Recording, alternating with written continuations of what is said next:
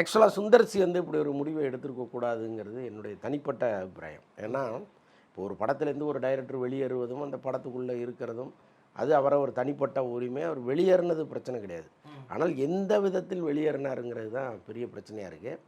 இப்போ ரஜினி கமல்ங்கிற இருவரும் இமயங்கள் தமிழ் சினிமாவினுடைய இந்த இத்தனை வருட சினிமாவில் மிக முக்கியமான இடத்துல இருக்காங்க. இப்போ அவங்க 2 பேரையும் அவர் வந்து நீண்ட கால நட்போடு தான் பார்த்துட்ருக்காரு. திடீர்னு அவங்களுக்குள்ள ஒரு முரண் வருது, அதுவும் படம் தொடர்பாக ஒன்று வருது அப்படிங்கும் பொழுது அவங்கள்ட்ட சொல்லிவிட்டு, சார் இது மாதிரி எனக்கு இதெல்லாம் செட் ஆகலை, நம்ம ரொம்ப ஃப்ரெண்ட்லியாக வெளியேறலாம் சார் அப்படின்னு கை கொடுத்துட்டு வர்றது தான் இத்தனை வருடம் இந்த சினிமாவில் இருந்தவருக்கு அழகு. ஆனால் அவர் செஞ்சாரான்னா இல்லை. ரஜினிக்கும் கமலுக்குமே தெரியாத ஒரு வேலையை அவர் செய்கிறார். வெளியில் வந்து இன்ஸ்டாகிராமில் ஒரு பதிவை போட்டு அந்த பதிவை 2 பேரும் பார்த்துட்டு ஷாக் ஆகிற அளவுக்கு சூழ்நிலையை கிரியேட் பண்ணுறாருன்னா அப்போ அவர் மனதிற்குள் ஏதோ ஒரு தீராத காயம் இருக்குங்கிறத புரிஞ்சுக்க முடியுது.